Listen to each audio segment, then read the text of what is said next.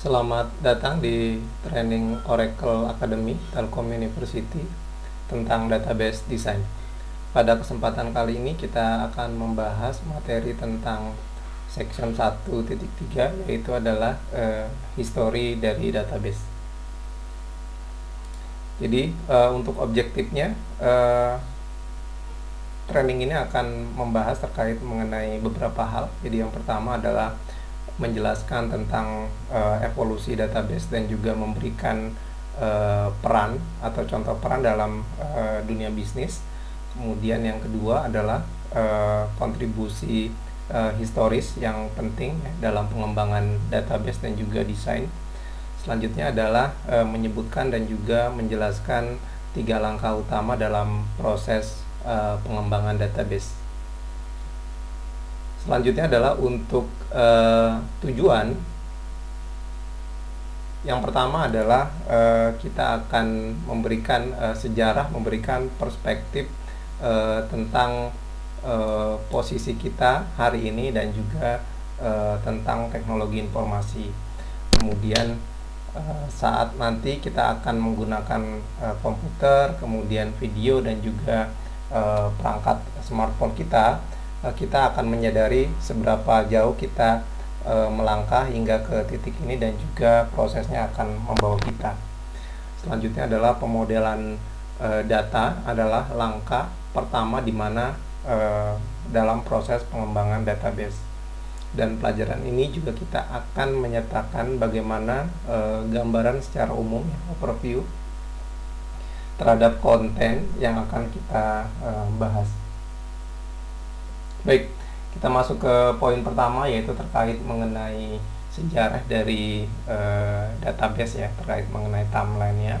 Jadi yang pertama adalah di tahun 1960-an komputer memberikan penghematan biaya untuk perusahaan-perusahaan swasta dan juga peningkatan kapasitas penyimpanan ya, yang dulunya masih menggunakan kertas, tulisan tangan ataupun mesin ketik. Sini sudah mulai munculnya konsep digitalisasi. Di tahun 1970-an seorang peneliti CHOT ini mengajukan dan juga model database relasional. Jadi sudah menghubungkan ya antara satu database dengan database lainnya di tahun 70 sampai dengan 72. Jadi ini berarti memutus organisasi yang bersifat logik dari penyimpanan yang secara fisik. Kemudian 1976, nah ini Chen juga terkenal ya, yang dia pertama kali mempopulerkan terkait mengenai konsepnya IRM atau Entitas Relationship Model untuk pengembangan database design. Selanjutnya adalah di tahun 1980-an, sistem pertama database yang pertama tersedia secara komersial hadir di tahun 1980-an, yaitu dengan Oracle versi 2. Di tahun 1980-an, SQL berubah menjadi intergalactic standar ya. Terus kemudian di awal tahun 90-an kemudian ada terjadi guncangan industri ditandai dengan sedikitnya perusahaan yang bertahan. Tetapi Oracle sebagai penyedia layanan database tetap survive ya pada saat itu. Selanjutnya adalah pertengahan tahun 1990 kemudian muncul internet ya, World Wide Web, sehingga kompetisi menjadi luar biasa, di mana terjadi sistem remote access ya, dari jarak jauh yang untuk mengakses sejumlah data. Kemudian di akhir tahun 1990 kemudian investasi besar di perusahaan internet membantu menciptakan ledakan pasar ya, yang menghubungkan antara web, internet dan juga database itu sendiri. Di abad ke-21 ini, di abad 21, pertumbuhan semakin solid ya. Jadi aplikasi-aplikasi database terus berkembangan dan juga berkelanjutan. Jadi sebagai contoh misalkan situs komersial seperti Yahoo, Amazon, Google dan lain sebagainya. Kemudian juga sistem pemerintahan gitu ya. Kemudian museum, rumah sakit dan lain sebagainya berkembang dengan menggunakan aplikasi-aplikasi database. Jadi pertanyaannya adalah apa yang harus dilakukan oleh pemodelan dengan database. Ya, jadi pemodelan data dengan database. Jadi data modeling atau pemodelan data adalah langkah pertama dalam proses pengembangan web. Jadi sebelum kita membuat implementasinya, kita harus membuat konseptual dulu. Jadi pemodelan data meliputi pengumpulan dan analisis data yang perlu dilacak di track oleh bisnis, dan juga membuat diagram organisasi data tersebut di dalam sebuah hubungan entity relationship diagram. Nanti kita akan sering mengenal istilah ERD ini ya. Nah, ini kalau kita lihat operasional database, jadi mulai database development. Jadi yang pertama adalah kita lakukan analyze dulu, menganalisa, kemudian kita mendesain, baru kita membuild ya. Jadi di analisa kita membutuhkan model secara konseptual dulu. Jadi digambarkan dengan konsepnya ERD. Selanjutnya adalah desain. Jadi database desain, kita desain. Nah, jadi desain ini sudah dalam bentuk tabel ya. Kemudian diintegrasikan, baru database-nya kita buat. Nanti baru dia akan terjadi operasional. Selanjutnya adalah proses pengembangan web. Jadi pemodelan data dimulai dengan meneliti persyaratan bisnis dari informasi itu sendiri. Jadi berikut merupakan contoh persyaratan ya terhadap kebutuhan. Jadi yang pertama adalah misalkan ketika kita memanage human resource atau departemen SDM ya untuk perusahaan yang besar. Nah, ini pun juga butuh proses pengembangan data. Kemudian kita perlu menyimpan data tentang perusahaan-perusahaan yang ada karyawannya. Kemudian kita perlu melacak misalkan first name gitu ya, last name gitu ya pada sebuah karyawan gitu ya, sampai salarinya pun juga bisa kita record. Kemudian untuk setiap karyawan gitu ya dengan komisi, kita juga perlu melacak juga ya. Jadi komisi itu sifatnya opsional sebenarnya, jadi tidak wajib seperti salary, tapi kita pun juga dapat melacak ya komisi. Jadi komisi itu adalah tambahan ya dari di luar gaji. Nah, setiap karyawan pun juga perlu di-assign nih nama karyawan terhadap unique employee number. Nah, kalau di lapangan biasanya karyawan tuh punya istilahnya adalah nomor induk pegawai ya. Atau kalau dosen tuh misalkan NIDN ya, nomor induk dosen nasional gitu. Pasti setiap dosen yang sudah terdaftar di negara mempunyai NIDN. Selanjutnya adalah perusahaan-perusahaan kita misalkan dibagi menjadi beberapa departemen, itu pun juga perlu diklasifikasikan. Setiap karyawan ditugaskan ke sebuah departemen gitu ya. Sebagai contoh, ada accountingnya, ada penjualannya, ada pengembangannya gitu ya.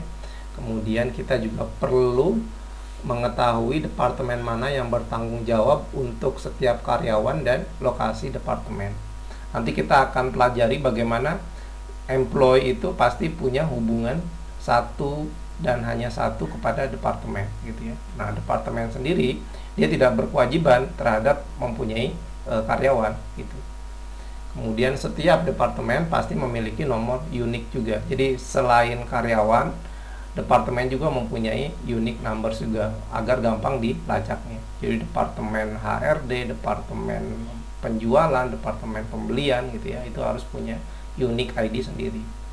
Kemudian beberapa karyawan juga mempunyai manajer gitu. Jadi kita perlu mengetahui setiap manajer karyawan, dan semua karyawan juga dikelola oleh manajer.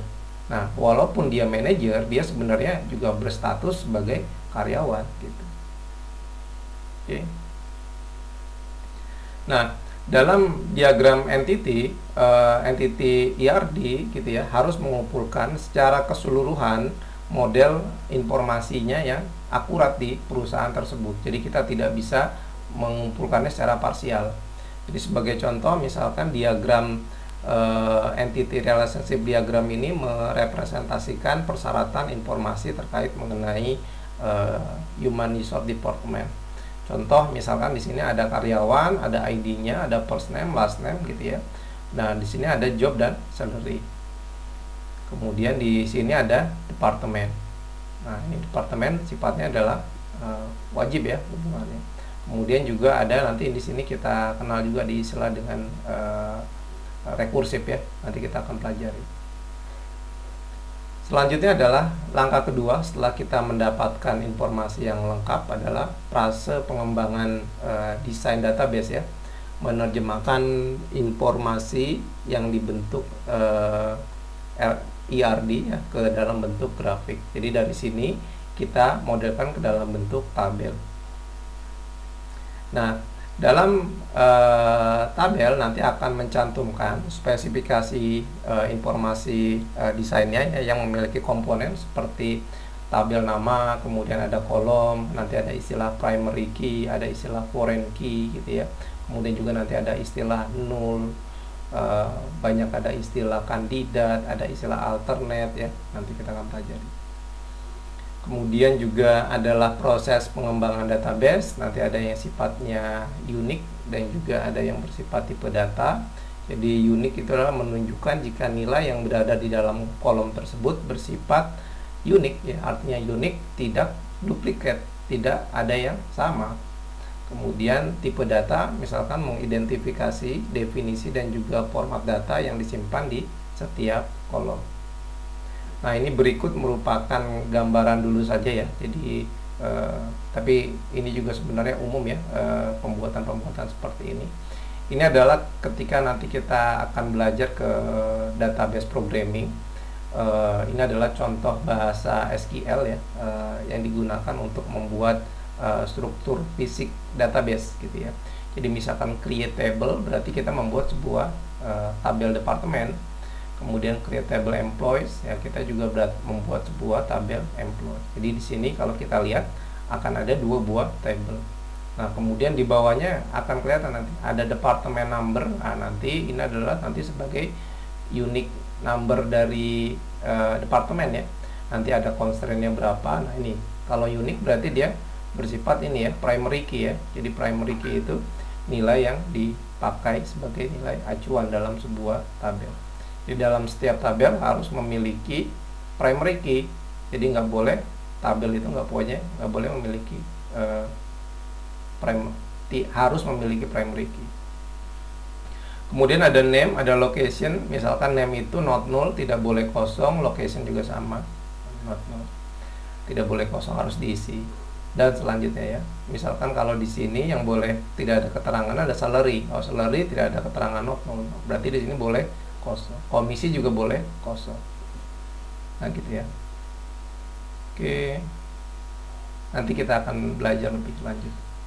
Kemudian untuk yang SQL juga digunakan untuk mengumpulkan, mengakses dan juga memanipulasi data di dalam database relasional. Misalkan ya seperti ini ya. Jadi insert into ini adalah model-model penambahan informasi. Kalau seandainya ada satu yang kurang, kita bisa insertkan ke dalam database yang sudah existing. Nah, ini adalah misalkan select app name, L name, ini adalah di mana perintah ini adalah untuk menampilkan informasi dari tabel yang sudah ada di dalam sebuah database. Kemudian ini adalah update, merubah ya dari apa yang sudah ada, mereplace. Oke, untuk terminologi yang kita dapatkan dari training ini adalah ada kita jenis data, kemudian ada istilah foreign key, ada istilah null, ada primary key, ada tabel instant chart ya, kemudian ada istilah unique. Oke, jadi kerangkumannya dalam training ini kita seharusnya sudah belajar bagaimana menyebutkan kontribusi, menjelaskan tentang evolusi database dan memberikan contoh peran dalam dunia historical business ya, penting dalam pengembangan dan juga desain database. Kemudian juga adalah menyebutkan dan menjelaskan 3 langkah utama dalam proses development ini. Oke, baik, untuk chapter ini kita akhiri. Terima kasih.